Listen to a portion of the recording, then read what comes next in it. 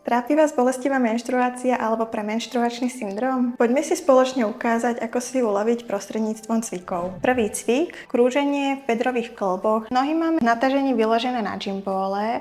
S príťahom piet prisúvame nohy do pokrčení v kolenách, oddelujeme kolená do strán a opäť vedieme dolné končatiny do natažení. Daný pohyb plynule opakujeme. Druhý cvik, uvoľnenie vnútorných stehien. Ležíme na chrbte, dlaňami v oblasti bedrových kĺbov, vysunieme jednu nohu do strany, stejné prevedieme aj na strane druhej. Dolné končatiny sú uvoľnené, naše dlane vytvárajú v oblasti bedrových kĺbov podporu. Tretí cvik, harmonika dolných končatín. Ležíme na chrbte a nohy máme vyložené na balóne. S dlaňami položenými na vnútornej strane kolien tlačíme do dolných končatín, pričom stehná vytvárajú odpor voči dlaniam. Ako by sa medzi našimi stehnami naťahovala harmonika a pri spätnej fáze pohybu takisto pohyb brzdíme. Štvrtý cvik, protážení triesiel. Ležíme na bruchu, naša stýtká kosť je v kontakte s podložkou. Priťahujeme patu smerom k hýždi. Piaty cvik, uvoľnenie pečene. Ležíme na chrbte, ľavou rukou si zafixujeme oblasť pravého podrebria, pravú hornú končatinu vedieme do diagonálneho natažení. Dolné končatiny vedieme do opačnej strany. Pomohli vám tieto cviky? Pre viac tipov odoberajte naše Hero Hero.